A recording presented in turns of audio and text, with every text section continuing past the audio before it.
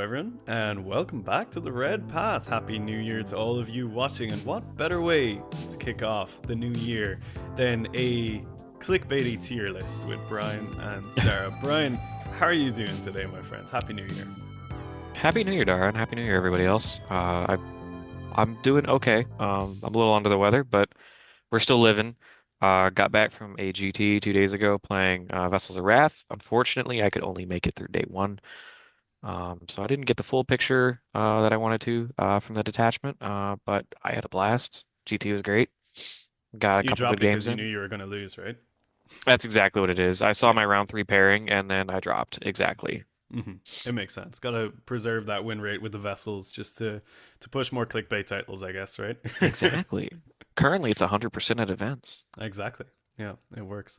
I unfortunately have not gotten a chance to take the vessels out just yet, but I have a lot of games lined up next week, including an RTT, which I'm very excited to attend.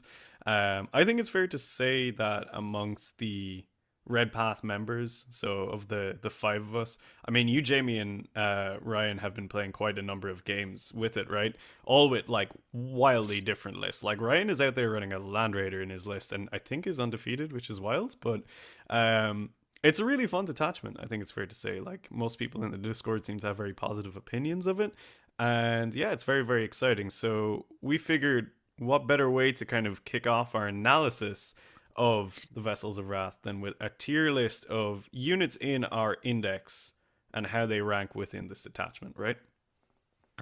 Yeah, absolutely. I mean, it's probably going to look similar, but still with quite a few noticeable differences from the last tier list we did, which I still think that tier list actually holds up pretty well. Mm-hmm. Um, though even though we did it months and months and months ago.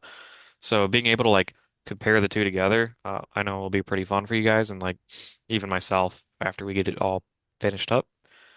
And yeah, like Dara said, we've been cooking. We all have very different lists. We can't even agree on like specific things. Like we're debating, and you know what? That's fun. We can't That's even what agree on the this. basic archetype, which is No. amazing. Like it's not even like, oh, we tweak these couple of units. Like some of us are going into this with a fundamentally different ground up approach, which is really fresh. I miss the debating and the discussion, Yeah. that like we're having now. It's really really nice to kind of be back in that sort of zone of exploration.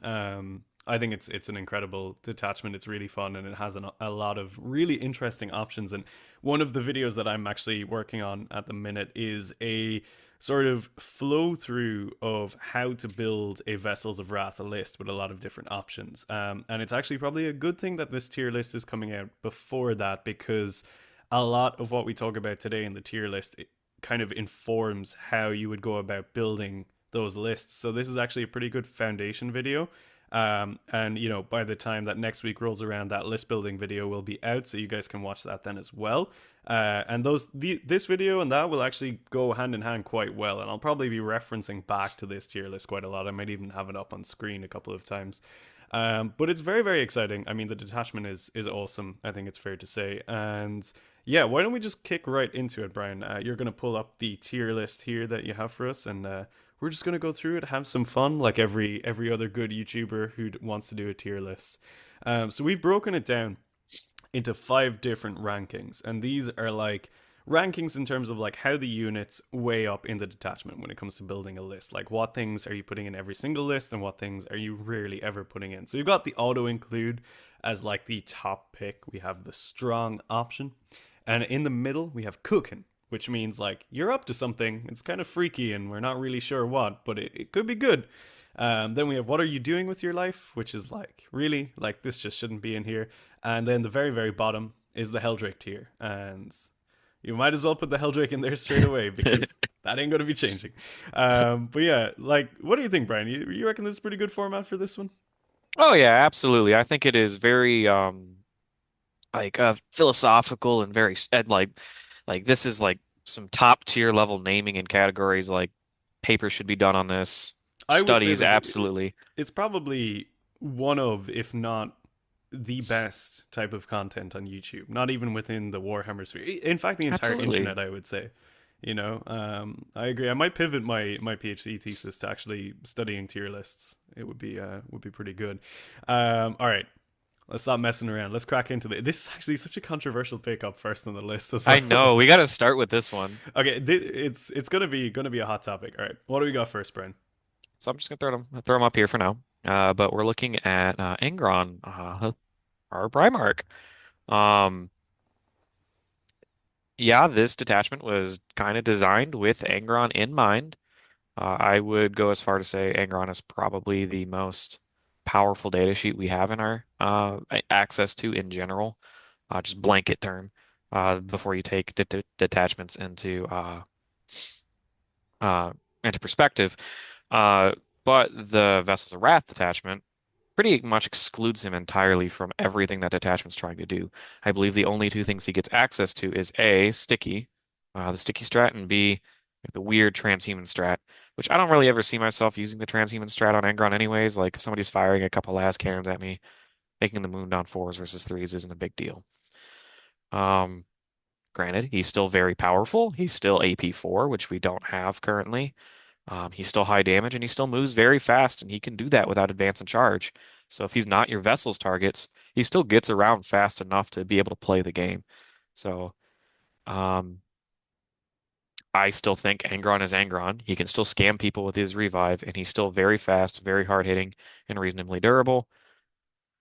I would probably not put him in auto include at all, just because of how exclusive, like what this detachment's trying to do, Angron can be a part of, but he isn't going to be the focal point. So I would Yeah, probably bump him down a tier from auto include to strong option. I I would maybe even I'd definitely be looking at putting him towards the bottom of strong option. Um, I'd agree. I'd because agree. I think while everything that you said I agree with, maybe one thing to address as well is the fact that this detachment is geared towards including other elements, especially in the character section, which are not quite antagonistic to Angron, but definitely don't work with him. Things like the demon princes, like they're very favored in this detachment. There's a lot of rules that do interact with them, and I think there's a lot of list archetypes that call for a demon prince inclusion. And I think one of the issues there is that those guys are fairly hefty point sink anyway. And in order to get the maximum value out of those guys, they're not synergizing with Angron really at all. And when you've got a 430 point sink in the form of Yep. Angron, you can find a little bit of a diminishing return. It feels like he's I- pulling I- against what the detachment wants to do. And in my opinion, now this is purely my opinion, but Vessels of Wrath feels like it was written to be a non-grand detachment without, directly saying this is a non-grand detachment, right? Um, Other people may disagree with that, and I know there's a lot of people in the Discord talking about putting Angron in a Vessels list, and I don't think that that is like a bad choice at all. I just think that like if I was to build a list with Angron in it, I would pretty much use the index every single time just because it has better options. The The, Butcher Horde, right? the roll 8 dice, Mm-hmm. auto advance 6, even the +1 to wound for kill securing, like all of those are strats that Angron loves to use, and you Mm-hmm. will use on him every single game that you play in the index. So honestly, if you looked at me and told me to put Angron on a list, I'm probably already going to be writing a list for the index attachment. Yeah, yeah. So And I I just think in terms of taking advantage of like all the tools that Vessels offers, it's you're better off without them. And again, this is kind of like it's a weird mirror because when I was running non-Gron in the index detachment over the last year, uh, it's almost similar to running Angron in this detachment. It's not necessarily bad. You're just not taking full advantage of the tools at your disposal. You'll still be able to make a good list, 100%. Um, but there's probably better builds without him, which is great. Like it's and awesome I'd that that agree. is Like a thing. Yeah. I just straight up think that lists Vessels of Wrath that don't play Angron can be and probably are better than lists that are Vessels of Wrath with Angron. Mm-hmm. But I mean, 666 will still win you the game on the spot. Some armies can't deal with him. He's still fast. He gives you hit rerolls, which is one thing that this attachment lacks. Um, so I still think he's a strong option. All right. We have the Predator Destructor up Predator next. Destructor. Yeah. I mean, I can talk from a little bit of experience on this right now, because I haven't been messing around with the Predator Destructor in my list, but I've been doing something very similar. I think personally Vessels of Wrath needs a little bit of shooting support. Hmm. I looked for that, and we won't get too far into that, but I like my War Dogs, I like my Brigands in this detachment, mainly because we lack Angron, we lack that AP4, we lack that high damage, high strength, high AP. Um, we lack that crowd clearing volume because now Berserkers all have less one attack, less one strength. So it really feels like things need a little bit of help. Because you're gonna wombo combo kill something with your +1 AP reroll wounds, right? Something's just dead, right? Hmm. Same thing, your Exalted Brick is probably gonna go blow something up. But everything else, that's not those two things, is gonna need a little bit of help to be able to do the damage that it used to do. And that's not necessarily a bad thing. I mean, that's you getting board position and threatening gun lines. Psychological damage of having guns as a world leader player is weird, especially when you guarantee advance and charge. So I actually think the Predator Destructor is a viable pick over the.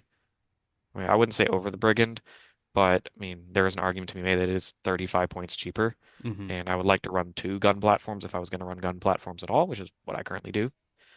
So I mean, I don't think Predators in world in this detachment are a throw.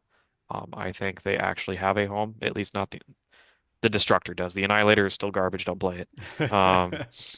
We'll get there when we get there. I would put the Destructor at like bottom of cooking, Yeah, it's like cooking. middle to bottom of cooking, Yeah, medium rare style cooking. I think I agree. medium rare. Mm. Hmm. Yeah, I All think right, that's pretty fair. all right, Mr. Um, Non-Gron, this one's yours. all right, we've got the Berserkers up next. Now I think, I mean, there's a lot you can talk about with Berserkers and Vessels of Wrath. Obviously, you have two incredible stratagems that can be used on them in the form of extra AP and strength, and then in the form of reroll wounds against vehicles and monsters. Both of those push Berserkers into new realms of lethality that the Index can't quite achieve, which is great. Like AP2 chain weapons, AP3 eviscerators. Oh my goodness gracious me, that is so, so sexy. Um, the wider access to Blood Surge in the form of a stratagem means that Blood Surge not just being restricted to the Berserker data sheet makes it such a significant threat across the board, meaning that everything that has Blood Surge becomes better. Because it's like a concentration of force. You know, you've got more of the same threat on a different spread of units, which is really good. So the Berserkers obviously having the inherent Blood Surge makes the Blood Surge on the 8 band better because if you're shooting at one, you've always got the consideration of a possibility of a surge towards you. And obviously, the stratagem gives you rerolls if you are surging as well, which is nice. I wouldn't say it's like, you know, I would probably never use the If stratagem for if that, but if it's game winning and it's a 4-up Blood Surge, yeah, you'd probably. But yeah, that's it. Like if it's gonna win you the game on the spot. yeah, 100%. One other thing that's really nice is the characters that can attach to Berserkers are all pretty much better in Vessels, apart from maybe Mo. But I think Mo facilitates a different type of Berserker unit now. Like the fight first ability is actually just, you know, really good on the Berserkers who can be kicked up to AP2, right?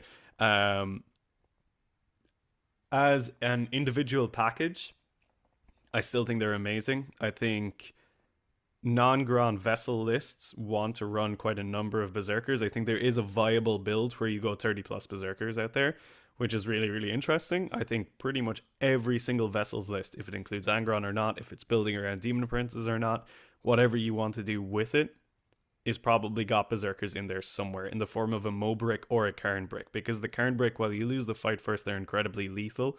Like their lethality is nowhere even remotely close to the index. Like it's so much higher because you can have your third blessing on them for free. You've got Khorne for the rerolls, and you have two stratagems that can make them go through just about anything. I would put them in auto include for sure. I don't know if you agree, Brian, but Oh, I think that's absolutely. my thoughts on it. I mean, I don't want to spoil the video, but I actually think they're top auto include in this detachment. Mm-hmm. I think they're the best unit you can take in Vessels of Wrath. I mean, the one thing that was holding Berserkers back was not being AP2. Mm-hmm. Armor of Contempt was horrible.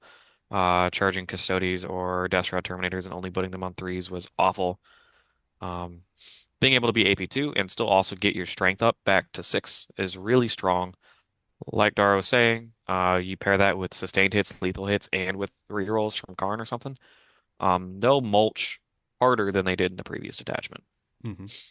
I also think that -1 to win stratagem against shooting is like hilarious.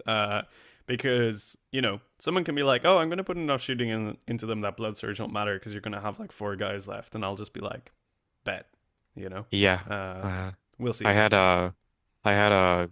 one of the games I did play my GT was Eldar, and he put 10 fire dragons into the squad, and I was like, I'm gonna transhuman, and they're standing with the demon prince behind them. Like, Yeah, you're gonna kill four? Cool. Here I come. Like, here's the yeah. blood surge. Awesome. Yeah, I'm fully there with the auto include. All right, we got Uh, Senior Spawn up next. and yeah, Chaos Spawn. I mean, I think for it was a hot debate that whether or not they were auto include in the previous detachment. Hmm. Obviously they're incredibly durable for their points cost. They still have their four feel no pain. They're still two damage. I do think they fall off quite a bit in this detachment without sticky on death, and I Hmm. do feel like getting 2d6 plus 4 attacks on the charge is quite different than 2d6 plus It 6 is. in terms Yeah. of math for killing like scouts. They already were not killing scouts with sustained maybe doing it. Now it's just like meh, and you can't vessels them. I would rather find points to have a five-man Berserker squad if I'm going Hmm. to consider taking Spawn, or hell, I'd probably take another squad of Jackals at that point. Yep. So I actually don't have a high opinion of Spawn and Vessels of Wrath. I would probably put them at like top of cooking. Yeah, I agree. I haven't written a single vessels list that actually has Spawn in them. Me neither. Um, It's only if I got exactly the points cost there, and then I'll just cut down to you Jackals. know, I would actually put them in What Are You Doing with Your Life? I don't want to be that harsh to them because they're almost auto include, but man, what a fall. What a fall. Yeah. But speaking of things which did not fall and may instead have risen, much like Icarus towards the sun, we have the Demon Prince with wings up next. Obviously, relatively recently seen a points deduction, and Demon Princes in general have a lot of functionality in vessels in terms of like specific keywords that key off stratagems that work with them. Obviously, we have the incredible enhancement to allow them to go through walls. We have Arc Slaughter as an enhancement as well. And there is an awful lot of talk around princes. And in my personal opinion, the best vessels list, the first choice you make is, do you bring a wing prince or do you bring a foot prince? Now, the Wing Prince, I think, builds an entirely different vessels list, and I'm going to dive deep into this in a different video. But as a piece to put in the vessel list, he's very interesting, I think, because he's not many points. And the one thing that when you're building a vessel list is you want units that are not horrifically expensive so that you can take maximal use out of all the stratagems. And as a as a thing that can just drop down, you can vessel him to juice him up and just send him in to do a very simple job. He's quite good. And what I do like is, if you are choosing to do a wing prince, what I would probably do in every single build is give him the walk through walls enhancement. And pretty much every single game, I'm rapid ingressing that guy in a building, saying, "Hey, you can't touch me, but next turn I'm gonna barrel through a wall because I'm gonna auto put up advance and charge on me with my vessel, and just run into whatever I want to run into. And provided it's not a terribly difficult target, I will kill it." I think there is an argument that people are making to put Arc Slaughterer on him as well. And I think that's interesting, but his damage ceiling is still pretty low even with Arc Slaughterer, and it means you have to make him a Vessel's target. I like the Wall Walker as a sort of tech piece to just be like, I'm going to drop this like 180, 90 point unit in here. He's going to harass your backline. Small base, probably get rerolls against something. Just do some work and be a little bit annoying to shift. Like if you drop a Demon Prince in someone's backline, they can't kill it with like 5 intercessors, you know? Um, I would put him as a strong option. And I don't know how you feel about this, Brian, but that's my thoughts on it. I still dislike the Winged Prince. Biggest thing that holds him back for me is six attacks. I mean, like I think we were crunching the math. Like he still struggles to kill five intercessors. Mm. Um, I mean he's moved 12, I think, and the Footprints has moved 8. And in my mind, like you said, we're going to be putting the ghost through walls on somebody. If we're putting the ghost through walls on the Footprints, when I was describing it to people in the GT, I was like, he basically has fly and he can Kool-Aid Man. And I was thinking, well, if he basically just has fly, like, what's the upside of the Wing Prince, right? And I look at the Wing Prince's upsides and Battle Shocks, which is like, could be relevant. And then there's the full rerolls, which is, could be relevant. Um, I would lean towards Top of Cooking just because I feel like the footprints beats him out so hard Mm-hmm. in my mind. And I Yeah. think that's just a fault of all Demon Princes in general across almost every single Chaos army, except for Yeah. maybe Chaos Demons. The Demon Princes just don't hit as hard as As they should. a as they should. Yeah. And yes, the Chaos Space Marines Winged Demon Prince is a good example of what Dara was saying. You want to deep strike him down in the back, be just a harasser, but that dude also just does 6 mortal wounds every time he charges you in addition to attacking. Our dude is just like, Yeah. maybe I roll a 6 for sustained. Like, and he eats a CP for Ingress. And he's not bad, guys. He's not bad. Both of the Demon Princes are significantly better than they used to be. Um, I just I struggle to look at him as like a list building option. It'd be like you said, a list that you would tech into, and I feel like that style of list is a little bit worse than the other style that you may I be agree. Yeah. referencing. Yeah. So I would put him at top of cooking. I'm okay with that. Yeah, I was gonna put him at bottom of strong option, so I'm okay with top of cooking. I think that's fair. And then, I mean, we've been talking about the foot demon prince so much now. Um, It's yeah, a whole different discussion, isn't it, than the wing yeah, prints? what happens a lot when you're playing your games is you'll have like a nice staging rune in the middle of the board, typically for most terrain layouts. And the one thing that the footprints always suffered from is not being able to go through walls, right? Because now you want to shove yourself as close to your opponent as you can get, as safe as you can be, just so you can extend that aura out further. So when you do send stuff out to the middle, they get their invulns. Well, now your prince is stuck. Well, 10 points, you don't have that problem. Better than that, you basically have fly. So if you want to run over somebody and go get something else, you can.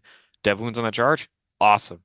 If you feel spicy and you want to put Arch Slaughter on this dude and give him full wound rerolls, and he's just a glimpse of what Mo used to be, that's still like almost being God. Like he's Yeah. not quite God, but he's almost God.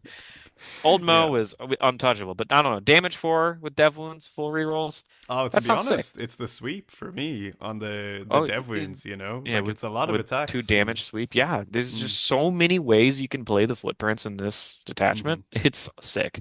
I will say like -1 to wound on him at T10 with 2 up armor is pretty raunchy too. You know, like Yeah, he can stand T10's a there and take a huge beating. breakpoint. Like you look at Yeah. a Melta and you're like, wound me on sixes. What are you gonna do? Oh, that's so funny. I didn't actually think of that, but yeah, that's so true. While we're on that topic, if he's standing in that staging ruin and your exalted 8 pounder standing out in the open, I called it wolf. I was screaming wolf jail the whole time I was playing at the GT Hmm. because I jammed those 8 bound up.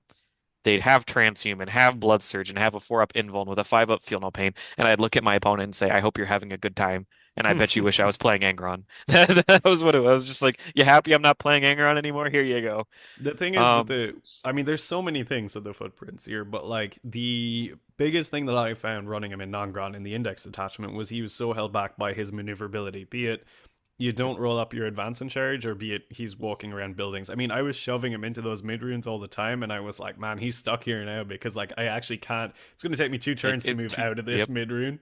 Obviously, that just doesn't exist as a thing anymore.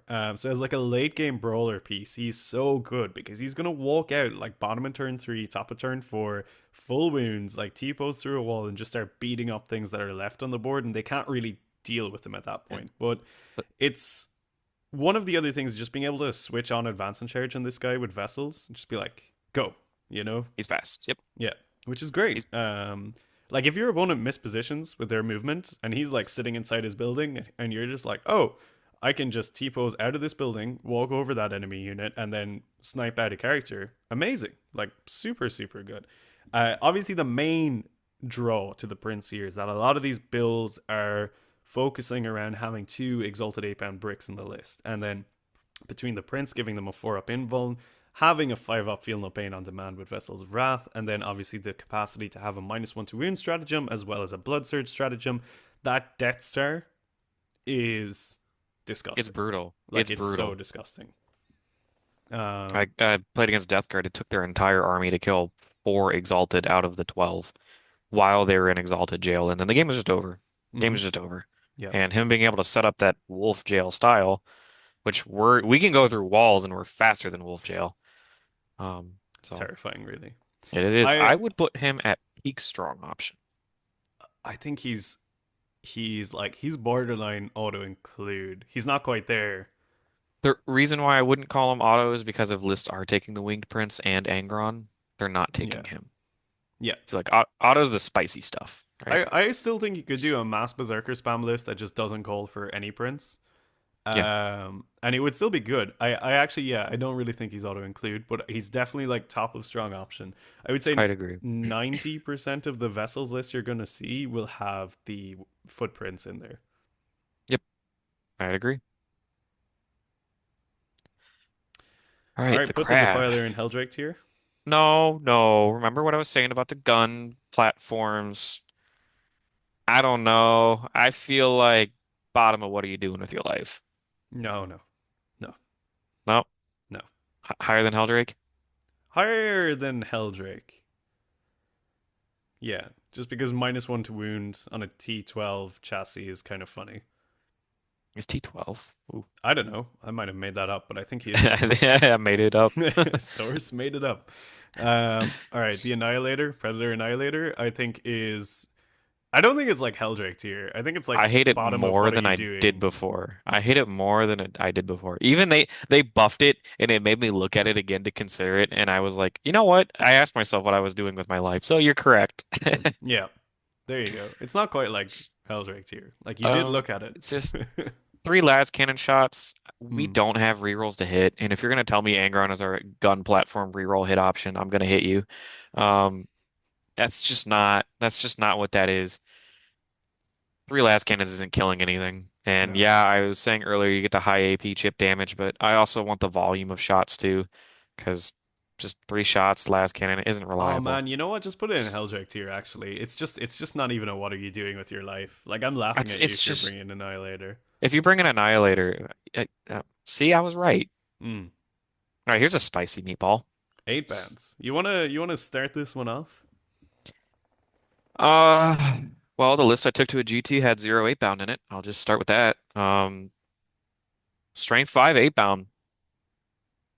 They don't feel the same. +1 to wound. +1 to wound and reroll wounds are similar enough math. Like if you're wounding on fives with rerolls to wound, it's actually like I think better than +1 to wound, just barely in the math. Um, but if you're going to something like a War Dog, 3 8 bound just aren't killing it. And they used to like be like the reliable, like, mid-level threat. I want to go kill this predator, send 3 8 bound with +1 to wound, and they'd probably get it. Um, now that they're strength 5, now they're just kind of like in this weird, awkward area of, yeah, they're really good at killing intercessors. Sweet. That's like a 70-point unit, and you're doing that with a 130-point unit. And then you're like, oh, I get my wound rerolls. Well, we have a strat that kind of just does that. And if we're playing Khorne in a lot of lists, like you'll see, they don't even need it. So I feel like they're really only benefiting themselves with that. And I'm already disappointed in their damage output. So giving them reroll ones isn't going to make me less disappointed. So I think they're still good. 8 bound are still great. They're still good scouting pressure pieces to keep your opponent zoned out turn one. But I don't think they were what they were. Yeah, for sure. So I would put them probably at the bottom of strong option, probably behind Angron even. You'd put them behind Angron. I think I would actually put them above Angron. I just think like I'm not gonna die to I'm not gonna die on that hill. I think we used to have them in auto include over yeah, everything else. I think they were yeah. like second or third on the list. They're significantly less like spammable and the value that we got from them before, we don't get that anymore. The reason that I would put them still as a strong option is like I think sometimes you do still want the reroll wounds of one. You know, you don't quite want to like burn a CP or maybe you need it elsewhere. I think functionally they change as like a sort of early door skirmisher unit, which can be useful. But one of the things that I do like them for is as a, and this is gonna sound weird, but like as an attachable target for a Juggernaut Lord. Because if you have a certain matchup like Custodes where you're like, oh, this is gonna be rough, I'm gonna need to like make my bricks hit a little bit harder. Being able to put Arc Slaughter in there, give them some nice, cute little buffs from him, but then actually up, like create this mini death bowl, I think is quite nice. So I like having them there for that option. I don't know if it's necessarily incredible, And but we're talking like we used to be on the 3 by 3 8 bound like team and then we brought it down to two just so we could fit some more stuff in because we wanted the Ingressing Exalted 8 pound. Now I'm not. If I'm running any 8 pound, it's one squad. In Vessels, I think it's just one squad, but I think that one squad still has a decent amount of uses. I I'm in a really weird spot with them. They're coming in and out of my lists quite regularly, and I'm just not sure how I feel about them anymore. I think I need to get some reps down and really kind of work it out. But um, I mean, like a lot of my mind is kind of thinking like, well, I could actually just take these guys out, get Khorne for my 5 man Berserker squad or my 10 man, and kind of like alternate with Mo and Khorne in the squads and do some other fun stuff with the 40 points left over. So I'm sort of in this really weird thing where I'm kind of like, maybe I actually just don't want these guys anymore. And yeah, their value has definitely come down a lot. I do still think they have their place though. And I think in certain vessel builds, like I think in the Wing Prince build, where you just want to go like real wide MSU and having lots of like small skirmishing units that you can just throw away relatively kind of freely.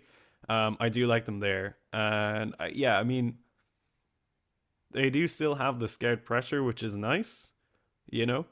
And they do But benefit if you're putting the footprints in there. They do benefit from being near him, which is good yes, too. So yeah, I'm comfortable leaving them there. I am too. I Yeah. don't miss them though. I don't miss not having them in my list, and honestly, that's kind of refreshing not being forced to run hmm probably the best data sheet we had for a second there. However, Exalted 8 bands next up I on the think list. they took all of that energy that I just said and reversed it. hmm They're necessary. I think you can't have a list without them. They are probably like same level as Zerks in terms of auto include in my minds. If Yep. you're running a Demon Prince on foot, these guys are in. There's 12 in like every foot Demon Prince list. You know. I'm 2x6 all day, or hmm I'm 1x6, 2x3. Like pair again, like we were saying, you want to start stacking these defensive buffs, and the no fallback is one of those defensive buffs. Being able to blood surge in, no fallback, no, just the nightmare that you can create by really maximizing what this detachment can give you. Exalted 8 are perfect for.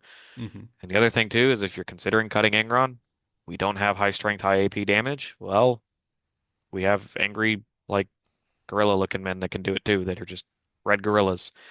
Um, and they have chainsaws for hands and they're AP3 and strength 14 for some reason. Yeah, I was like still charging people and they thought like, oh, you're not running Angron. Like, how are you gonna like kill a tank? And I was just like, watch. Like people just Behold. forget that it's always surprise. Like people are still surprised when I tell them they're strength 14. Yeah. Um, Yeah. I so know. I I mean, would, they're incredible. Like they benefit from almost every single aspect of vessels, right? Like being able to switch, advance, and charge on in these guys. Like most of the, actually every single stratagem basically is valid on these guys. And like there's even a bunch of enhancements like that enable more of their use in terms of like the prince walking through walls means that the exalted are able to kind of like be a little bit freer with where they move because the prince can just like kind of jog along alongside them, which is great. It's like they're just such a good unit, and when you're taking Angron out of the list, as you will be a lot of the time in vessels, you need to fill the big tank killer hole, and that's done with the exalted really. so I would probably put them in definitely an auto include. Would you put them ahead or behind berserkers? That's the question. Oh, I would actually put them ahead. I don't disagree because I think there's actually some builds out there that have zero berserker lists. Yes, one of the lists I Uh, wrote had no berserkers and 27 8 band variants. That was wild. Um, yeah, very very good. All right, Senor Fiend of the Forge. I think like I guess a lot of the things you were saying with the Predator Destructor kind of apply to this guy as well, but I is was it gonna just say, strictly a little bit better? yeah, Hmm. I'd say so. I mean, they do feel. I mean, you're only getting 9 shots on average into a 5-man squad. The Predator's gonna get more shots. If you're looking at shooting at a 10-man cultist squad, the Predator has a higher probability of picking them up. Then you have the Forgefiend on the other end that could just spike and pick up a Terminator Couple of squad, wardens or something. couple Yeah, of yeah. Wardens, right? They have merits to both. And I think in the current meta that we're in, it's a very elite meta. A lot of 3 wound Space Marines running around, heavy intercessors. I think I would give the edge to the Force Fiend strictly to the meta that we're in at Mm-hmm. the moment. It's a close one, but yeah, I would agree there. All right, this freak of nature, the Hellbrute, up next. He No. So here's the thing. A lot of the time when you're building a Vessels of Wrath list, you're going to be like looking at your list builder and you're like, I have 130 points left over. And then this freak is like edging out of the closet, being like, Father, do not forget that I am 130 points. And you'll like try and shut the closet door, but he's going to be reaching that freaky clawed tentacle arm out, being like, Father, give me a chance. And I think for that reason alone, the Hellbrood was like a topic of conversation with me and Ryan for no, like quite don't. a while. No, it was. It really was. We were really trying to crunch the Hellbrood as like a viable option. Ultimately, we decided still bad, but we are kind of like, you know, It's worse. Don't even. No. it's Okay. like it's definitely what are you doing with your life, like a Okay. 100%. But it's like top of what are you doing with your life. No. No. No. No. No. No. No. No. No. Look. Okay. Hellbrutes never kill anything they charge the first time. They rely on the second activation to kill stuff. Hmm. Imagine if like the detachment rule was, oh, you don't get your +1 strength and attack, and also all of your Hellbrutes are an additional -1 attack. That's what that reads to me. These things have two less attacks for no reason. They're only AP2 still, and they're still just waddling up the board, and they can't even be a vessel's target. Like, what, this detachment does nothing You for can them use minus other one than to give wound them. on them. It's pretty Shut up. funny. No, I will not tolerate Hellbrute propaganda here.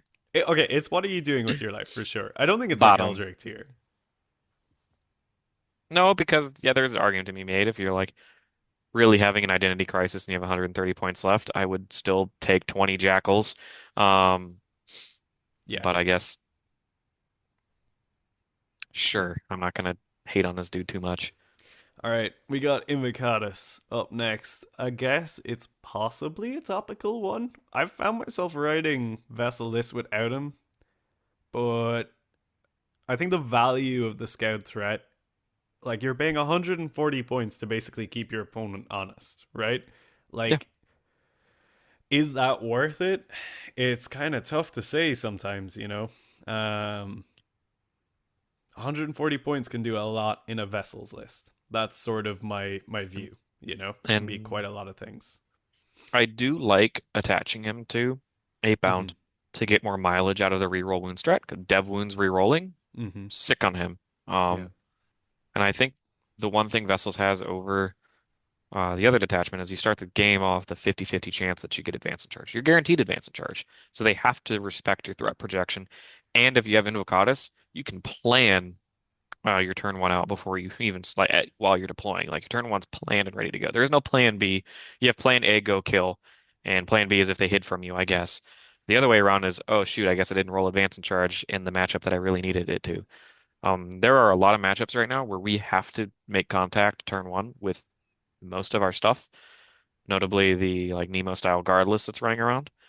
And not having that option, or like it's been just in guard in general, and not being able to get there turn one is almost game losing. Mm-hmm. So I still think he's auto include. I think so too, but I think he's not quite like the top of auto include that he used to be. No, he's you can write a list without him, Mm. and it can definitely still perform. I just think for a handful of matchups at the moment, you need him to Mm. even have like a remote like chance of winning the game on a 50-50. I think So, that's quite fair. Yeah. All right. The Jackals. I mean, Still great. Like, still you're really, still really taking useful. one. You're always taking one. Kind of cute that they can randomly maybe kill something with a CP for extra It AP. But I Freaky. know. What are you doing with your life with that comment? Oh, AP2 Uh Dishonored. Barney coming in with a big axe, you know? yeah, but I charged a squad of gaunts the other day and killed two with this squad because I'm wounding on fours, hitting on fours, wounding on fours, and I was just like and Ah, like but the you guy got with the the strength 4 with the stratagem. no, I'm not spending a CP to kill gaunts. What are you doing with your life? Yeah. Um, you still need them because they're sticky. You still Hmm. need them to screen out your back home field, and yes, they can go mug 5 Eldar still, which is Yeah. nice. The icon reroll, honestly, in this detachment means almost nothing. I think I played the entire tournament just being like, I'm not even gonna look at my dice tray. I'm just picking +2 to move, feel no pain, and like Yeah. advanced charge. Woo, let's go. Like the RP2K strength was that we were pumping up the number of icons while also still maintaining like our lethality. Oh, I don't really care about icons anymore. I'm just gonna spam Exalted Eightbound and call it a day. Yeah. I still think you have to have one, so by merit of that, it's auto include. But I don't know, I think it's fair. And I mean, like, you never know. Like, 10 of them can drift close towards the Demon Prince and then just, like, get a survivability boost randomly, which is always fun. I still think they're great. Like, there's going to be one in every single list just to do yeah, but the objective work. but if you're looking at the 120 Jackal list, is definitely stronger at the index. Um, so I Jackals think just don't Josie really might get many disagree with favors. you. Really? Josie's saying Yeah, Vessels is? she's vibing vessels right now. Yeah, yeah, Okay. yeah. I mean, I don't want to misquote her, but from my understanding, I think she's really vibing with vessels. But yeah. So up next, we got a man who has seen a bit of a glow up in this detachment. It's Khorne, and I think as we alluded to earlier, the Khorne plus 10 brick in this detachment can hit heights not seen since 8th edition. You know, you've got a possibility of lethal and sustained. It's not a possibility. You have basically a You guarantee. guaranteed it if you wanted it. If you want it, you can get it. And these boys, you know, with all of that, with AP2 Berserkers, AP3 Eviscerators, reroll wounds against vehicles, all for the cost of like some CP, it's incredible. Like, they They will just kill everything. they just walk through anything that's not T12. T12 becomes a problem really fast for this detachment unless you have your Exalted. But yeah, all the greater demons, sans the Great and Clean one. I'd walk up to do reroll wounds plus one strength, Gone. instantly one tap the thing. It's just gone. Half the Berserkers activated and it was gone. Um, I think he is a core piece of any of your Berserker focused lists. I actually think he eclipses Mo in this detachment. It used to be the other way around. I think he finally got his time to shine, but I still don't think you have to have him. No, I think he's right up there with the Demon Prince as like strong option. I would probably put him. Below, I would say. Just in the terms of you'll see more Demon Princes on foot than you'll see Karns, I think. I can get behind that. But I think previously he was like bottom of strong option, so he Mm. did get a little bit of a glow up, which is Yeah, nice. for sure. For sure. I mean, he's ahead of Angron now, which is Can we wild. channel? Can we channel Ryan real quick? All right. So Ryan's running a Land Raider at the minute. And actually, so a little bit of that is actually pretty much all of that is off the back of a conversation I was having with Ryan when I think it was like possibly even Christmas Day. The two of us were just spiraling hard in the evening. Like we went down a dark list spiral. I was talking about allying in bloodletters. He was trying to sell me on the Hellbrute for a little while. Um, but one of the things that came up in our conversation, and this is actually like a serious, I suppose, pro for the Land Raider in vessels, is when you have the Land Raider in vessels, obviously you've access to -1 to wound on a very durable brick. And sometimes when you're looking at your list, you've got this like weird amount of points left over. And it feels kind of bad to buy like some random shit like a Hellbrute. So you say, well, if I take out this Rhino and turn that Rhino into a Land Raider, I get like some guns which are not amazing. But with the ability to go -1 to wound on them, they'll be firing for more of the game. If Land Raider is firing for more turns, it's more likely to actually do something. It's also going to just be annoying. It's got OC5, which is cute. But one of the things that it does do is it provides this very interesting mobile bunker, which units can stage in and out of. So, in a world where you don't have an auto 6 advance roll as a stratagem, getting the assault ramp is really useful for the Berserker squad because you know they're going to move up the board, disembark 3. So your Land Raider moves 10, I think. +2 move, it's going to be going 12. Disembark 3. So your Berserkers are functionally moving 15, which is great. They go somewhere interesting. One of the other things that I like the Land Raider for is that after that happens and the tank gets emptied, the Exalted, which probably haven't been introduced to the game yet, jump into the Land Raider. So then, while they're in there, you can put the vessel on them to give them advance and charge. So they hop out 3 from the Land Raider and then go however far they go with their movement. So there's a Be staging plus point five to for move, Exalted basically. as Oof. like a thing where it's like, I'm going to put these Exalted in here. You won't be able to hurt them because how the hell are you going to break a -1 to wound Land Raider, which is out of line of sight of most of the main threats? It's not bad for that. And it's going to be functional for like most of the game because like what are you doing when you present your opponent with one or two exalted 8-bound bricks on possibly a 4-up invuln, -1 to wound, whatever you want or need them to be, and there's a Land Raider hovering in the back? You gonna shoot the Land Raider, bro? Like, I don't think so. you know? So it's an interesting piece, I think. But at the end of the day, it's still 240 points. It's still just a random ass tank with random ass guns. And it will always disappoint you when it shoots until And it it will doesn't. always disappoint you. I And would then put it in cooking above the Forgefiend and above the Predator. I'll give you between the two. Ooh, I'll accept.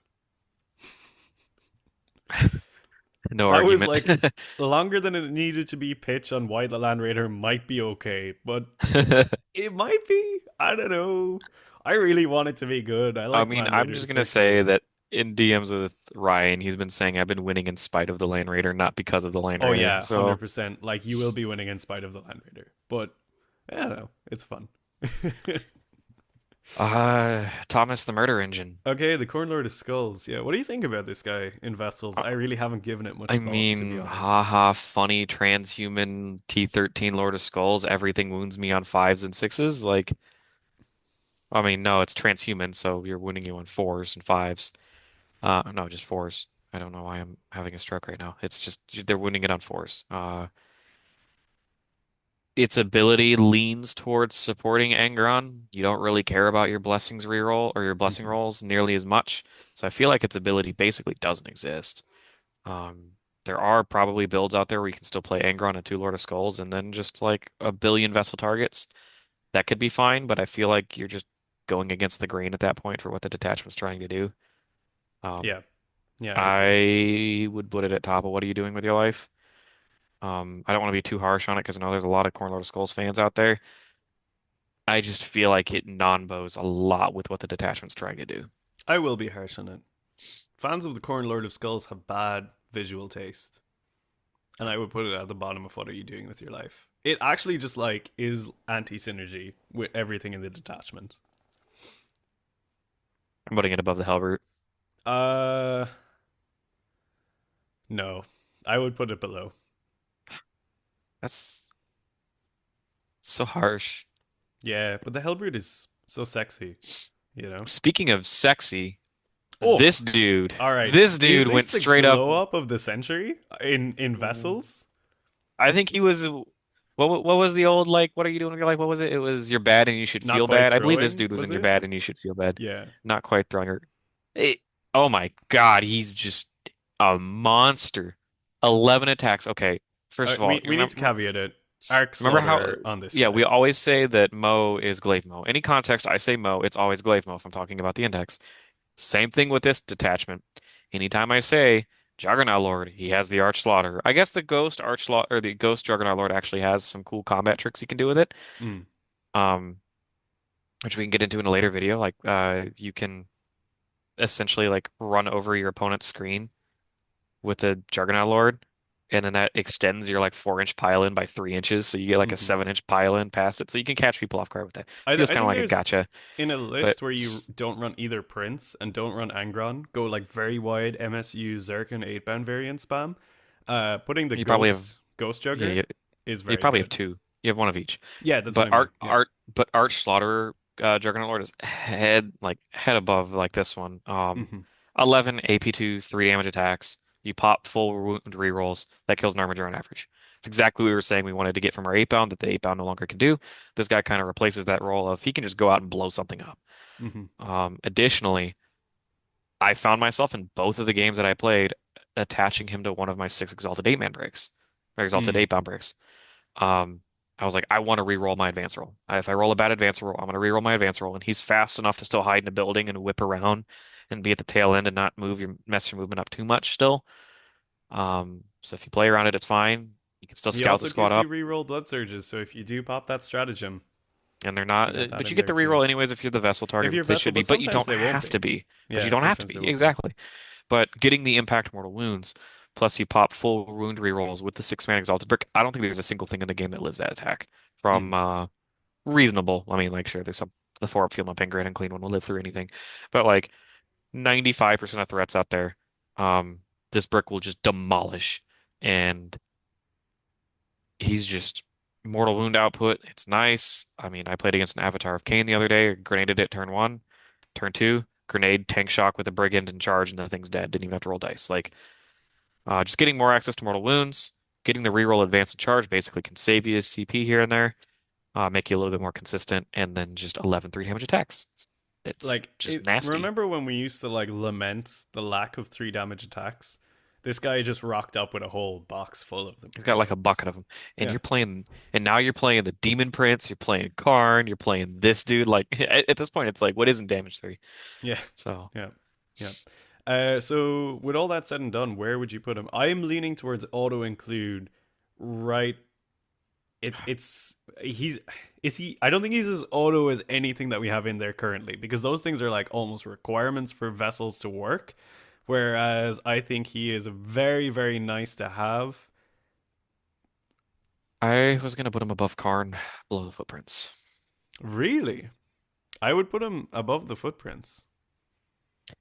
I won't fight you too much on that. I probably like in some of the builds where I guess I'm not playing a footprints, I'm still playing this dude. Like Hmm. he's so point efficient. He's scam worthy durable. The 2-up 4-up and cover. Like what With are a you gonna do? possible Shoot -1 to wounds. shoot like yeah, shoot like dark lances Yeah. at me. Okay, bro, here's just my fours. Like you can still just get and if they don't kill him, he's gonna run around and kill something else. Like he's just gonna murder everything he touches. I love him. The little murder I pony. just love the thought of using him as your blood surge target as well. Early in the game, you just run him at something, and then your opponent kind of like quick reacts, and then you're just like, "Ha, 1 CP. You didn't kill him." Blah. Make sure you tell your opponent, my whole army can blood surge because hmm it's your whole army. And And then really leverage let that. them deal with it. You know. Yeah, he's a fantastic piece. Really, really cool. I actually have a very, very nicely converted Juggernaut Lord that I'm working on right now. Got like that Varangard spear. It's gonna be kind of hard to see, but yeah, that's he's on the table right now. Anyway, moving on. A man who has maybe fallen a little bit from his pedestal is Mo, but is still great. I think. Like, But I I mean, don't think he's great for him. he's not great for him. No, this is the interesting thing about Mo and Vessels. His role has functionally changed an awful lot. Like now he's an enabler of Berserkers being AP2 with Fight First is basically what he's doing. And I think he's cute if you have the points for Vox as just like a maybe I get 1 or 2 CP out of this guy, but only if you have the points for Vox. Um I still think he's a very valid pick, especially in a singles meta, because you need to have the capacity to have fight first to get around a lot of things. I know there's like a back and forth between a bunch of us in the back room about like how vital is Mo, and I think it's a good question to be asking. Obviously, without glaive and not in the index detachment, his lethality drops a lot. And I know a lot of It, people are saying, "Do you give him Arc Slaughter?" I think no, because he always has to be a vessel to get to three he's a, damage. I'd say he's a bad arc slaughter target. I think it's pretty bad actually, yeah, because like you always need to make him a vessel to get the damage boost. Half the time he's trying to precision a character who has an invuln, so the AP doesn't matter, and he's functionally losing 2 attacks because no attack from the index, no attack from glaive. So, in my opinion, Vox is like an okay enhancement for him, but that's it. And I yeah, I and don't know. He's a strong I option. I've been toying with the idea of bringing a second Juggernaut Lord in my list to just give Vox and have Hmm. 2 Exalted Eightbound bricks each with a Juggernaut Lord, one with Vox, one with Arch Slaughter. Um, That's kind of hot, actually. so I sorry, like that. spoiler alerts here. But 5 attacks, AP 2, damage 2, strength 7 still, I think. Like he's gonna hit Doesn't good feel great. enough. He's not gonna reliably kill characters through a 4-up invuln unless you spike. Yeah, he's enabling Berserkers, but I would take Karn before I take him, and I'm not trying to trash him too hard because I think the 20 Berserkers, you're definitely taking one Mo, one Karn, Vox, and one. And I'd probably go 2 5-man Berserkers after that if you wanted to go more. Um, I think he's just somewhere beneath Karn, maybe beneath the 8-bound. Like he's still a strong option. Fights first is incredibly oppressive. and it's a huge asset to have in your melee matchups, which this attachment can actually struggle a little bit into other melee matchups. So he can help shore that up. Um, and when I say struggle, world leaders typically almost always win melee matchups.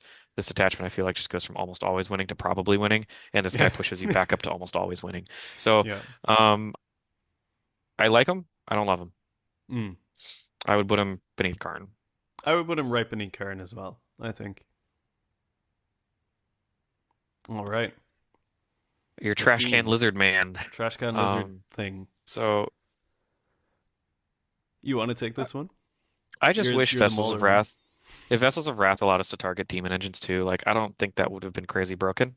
But maybe it's because we're going to get like a demon engines detachment. I don't know. So they just wanted to intentionally not give us synergy or reasons to play demon engines because all of the demon engines are floating at the bottom.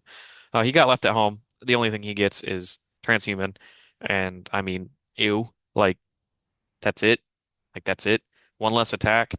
Him going to one less attack and one less attack and strength and having no rules like access in our detachment makes me just want to play carnivores even more. It used to be like a 49-51 argument for playing either one.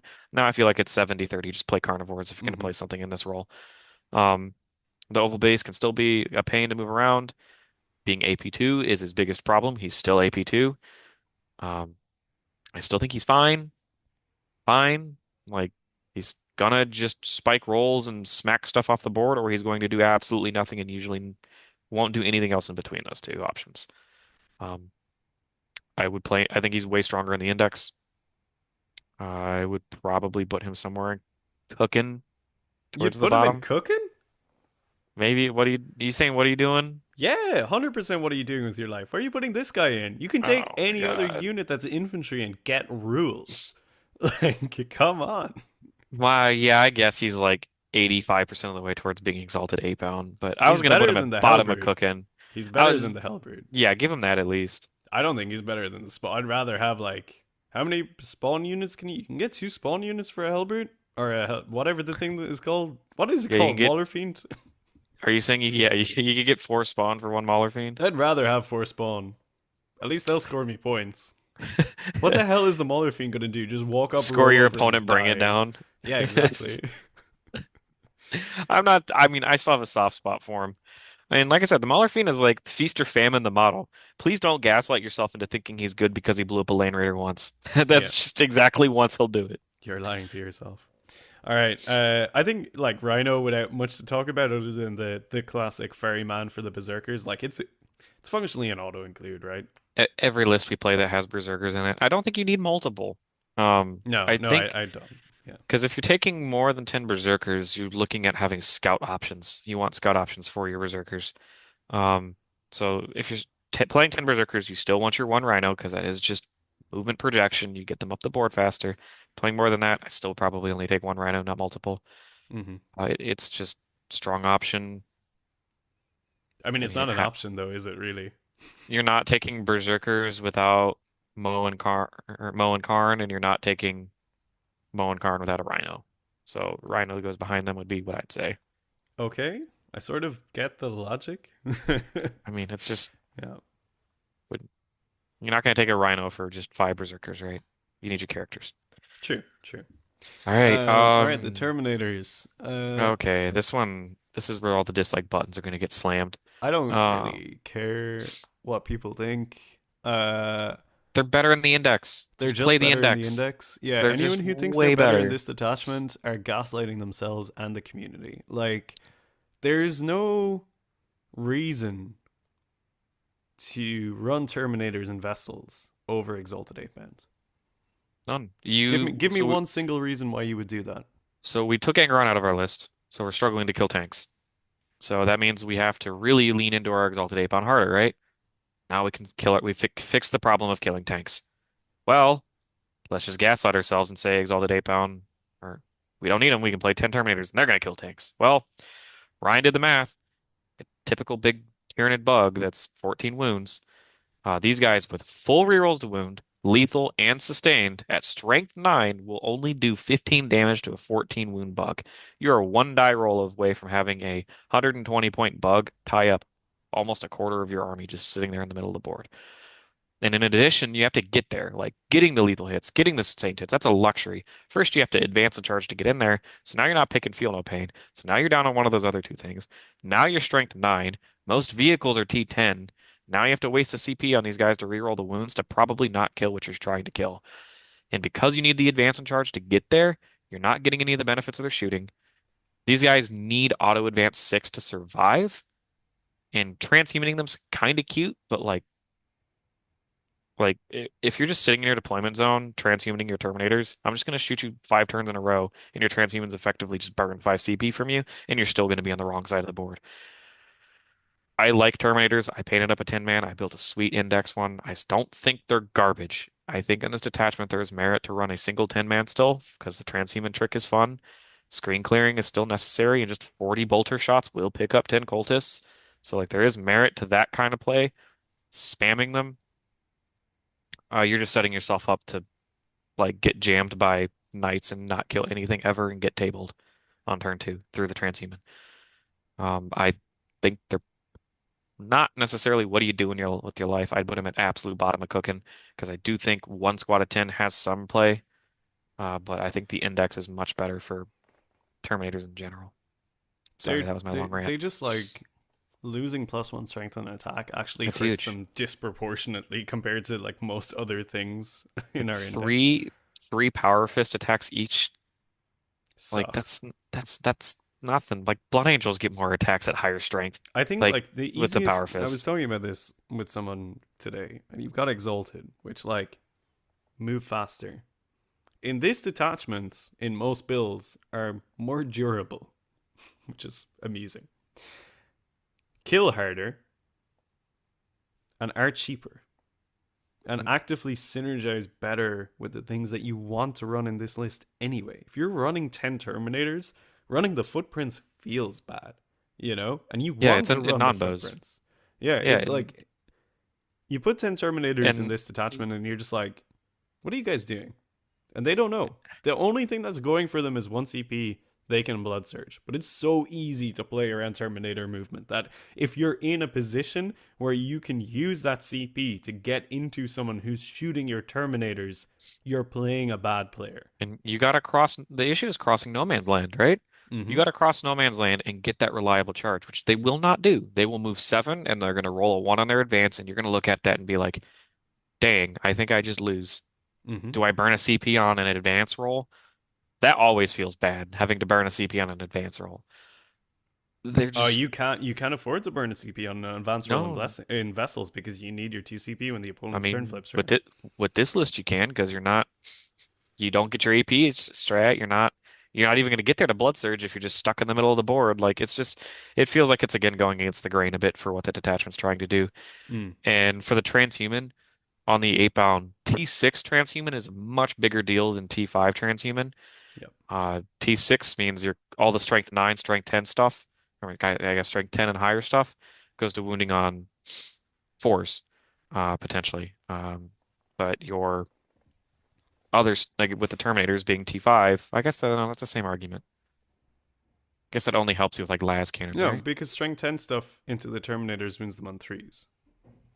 Wins them on threes and you bring it to fours versus Well, the they win Exalted them on 2s 8 bound. normally to threes. I don't know where I was going with that tangent. No, no, We're just you're gonna good. like, You're right. A strength 10 gun, a demolisher cannon, or whatever is strength 10 these days, oh will yeah, win it's winning the Terminators 8 on bound on 2s. threes to fours Yeah, yeah, versus yeah. yeah, okay, we It's a got huge there. Yeah, differential. guard, huge difference. And then you got your And 5 up shrugs and the Exalted. And like, I don't know, would I rather be blood surged by like 10 Terminators? Well, what is left of 10 Terminators, or what is left of probably most of 6 Exalted 8 bound? Like, that's not even and a I question. and I think there are situations where the Terminators, like I said, do have their spot. Like I said, I love my gun platforms. I reasonably think that 10 Terminators could replace the 2 Brigands and some other stuff. But now I'm just like, why am I cutting 3 units to fit one squad in that's gonna just struggle to get across the board anyways? I'm not putting this in Deep Strike. It is, if you put it in Deep Strike, it's even worse.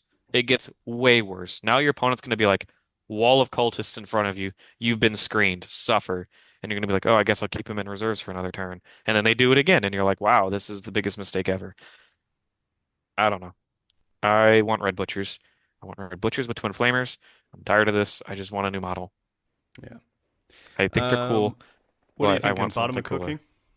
Bottom of cooking because I still think they have play. Mm, Um, I think that's I fair. th I think of the list valid Vessels of Wrath list archetypes, the Terminator list is probably the worst of those archetypes, but I still think it is a valid archetype. You're not quite memeing at that point. Blood Surging Terminators is still a very real thing I think from you're cover. almost memeing. I think you're like You're you're on the meme border, you know? Somebody's gonna Like, raise their eyebrows view. And at this GT, because I inspired every World Eater player in my local club to bring Vessels of Wrath, and almost all of them actually brought a 10-man squad or Terminators just to have fun. And all of them came up to me after game one and said they lost because they brought 10 Terminators. yeah, I'd fully believe it. I mean, They just don't hit hard. they don't perform. And the durability argument falls off once we start talking about footprints. Yeah, yeah, 100%. I mean, Well, is the that differential between 20 Terminators and 12 Exalted Eightbound the cost of a footprint? It's probably not, but no, like, it's no, it's not. 360 versus 310, so you're getting 100 100, points, 100 points. Yeah, which could be a 5-man squad of Berserkers. That's your screen clear. Like, there's anytime you run the math in your head, there's usually just a better option. yeah. So, we have our tier list done. Is there anything you'd like to move around or look at? I think it's like pretty fair. It broadly aligns with my own personal thoughts on vessels. I think like everything that's in auto or strong option is basically what is my current vessel lists. You know, there's like I don't think there's anything in cooking and below that has actually made it into any of my lists, apart from like a couple of wing prince builds. Put that back. Yeah, I think this is like a pretty good analysis of like the viability of things in vessels, and like if you want to build a podium challenging or event winning list, I think you really need to look at these top two tiers and compose your list out of pretty much units that are exclusively found in those two. If you want to like challenge an event win, I think you can have a lot of fun with the cooking. Mm, Like you can take most of the things in cooking and use them as a fulcrum around which to build a list, and you'll probably have fun in like 3 out of 5 games. But by Jesus, 2 of those games they're gonna hurt you. Like if you bring 30 Terminators, you're gonna play another Vessel player, You're and they're playing a gonna stat check. rip you apart. You're What are the playing a stat Terminators check. gonna Yeah, do? Like yeah, shoot the Exalted Eightbounds? my Slaughternaut's gonna come and pick up all of them. That's what's gonna happen. Yeah. I just because kind of squeeze this in because I did get some GT experience playing with Vessels of Wrath, and I think Vessels of Wrath is 100% viable. I think it is probably not better than the Index, but I don't think it's by much. I think it's actually right there, and the primary reason why I'd say that is I think it is so substantially harder to play, Mm. and there's a lot more going on and a lot more premeditated planning.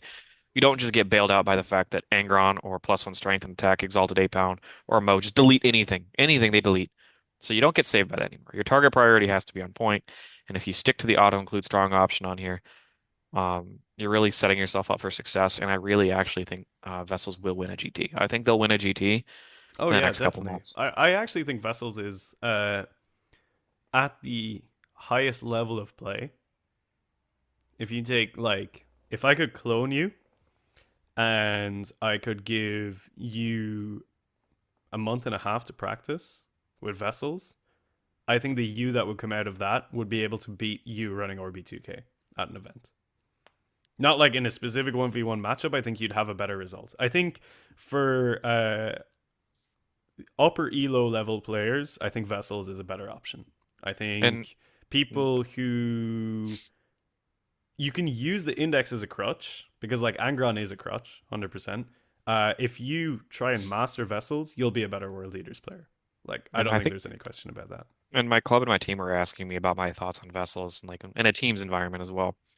And the one thing I said is, while I may think that like the damage output may not be as high, but do you need the extra damage output if you're just being smart with your target priority? Probably not. Damage output might be not as high. Um, and the main thing that you're getting out of this is I told them like I feel like I can consistently beat players that I should be beating when I'm playing Vessels of Wrath. I Mm. know that I'm guaranteed my advance and charge. I know I'm guaranteed my +2 to move. I know I'm guaranteed my feel no pain. I don't have to sit there and say, oh, shucks, I didn't roll advance and charge. Oh, shucks, Angron didn't come back after dying turn one to some sort of scam. Like, You I gain a can just lot of look at somebody and consistency. be like, I should beat you, and I can build a plan to beat you. Turns 1 through 5, here are my steps, and it's pretty much going to go according to plan. And I really feel like Vessels is like that kind of, it's like premeditated murder, the detachment. So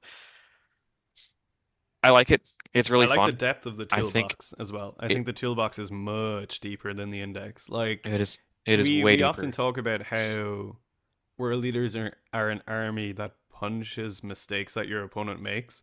And I think the punishment you can lay down with vessels is much, much harder And than it is with the index attachment. and there are some matchups where they just won't win. They Mm. just can't win. You get that turn one charge on them, you put them in 8-bound jail. Like I threw the 12 exalted 8-bound up, charged turn one, and I advanced the footprints with +2 to move up, just so he could toe the 6-inch aura on both of them. He wasn't gonna get in the fight. But I strung the 8-bound back and I just set up the jail and I was like, what are you gonna do? Here are two brigands shooting at you 5 turns in a row, and Khorne's gonna come out and smack you on the head. Slaughternaut's by himself. He's gonna come smack you on the head. Like it's really refreshing to play differently. So I don't think we'll go too much further because we're gonna save a lot of our vessels content for later. Yeah. I know we have some like alternate list builds, so we can go more into like the team's very different takes on Vessels of Wrath, which Hmm. all of them are putting up results. Yep. So Yep. No, for to be sure. determined, Yeah. which of us is truly deserving the title of the Vessel of Wrath. I mean, it's gonna be Um, me. Like, I don't know why you guys are kidding yourselves. I've literally practiced vessels without knowing it for a year. Like, powered down vessels. So, yeah. um, I think good to leave it there. Yeah, 100%. I think this was really fun. I think I'd be surprised if people massively disagreed with our tier list, but if you do, do let us know in the comments down below. If you've enjoyed this, if you've enjoyed the kind of competitive discourse and all that stuff, hop into our Discord. The link is in the video description below.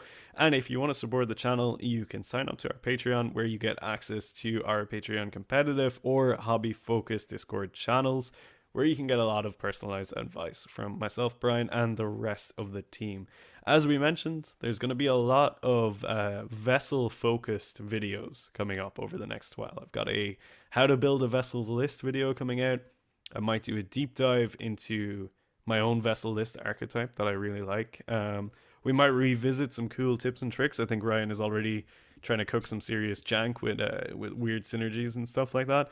There's going to be a lot coming up, and I think the community is very, very excited about vessels, as are we. So we want to kind of capitalize on that too. But for now, you've been watching the Red Path. This has been yet another patented best Red Path tier list. So until the next one, folks, you stay healthy, stay safe, and kill main burn.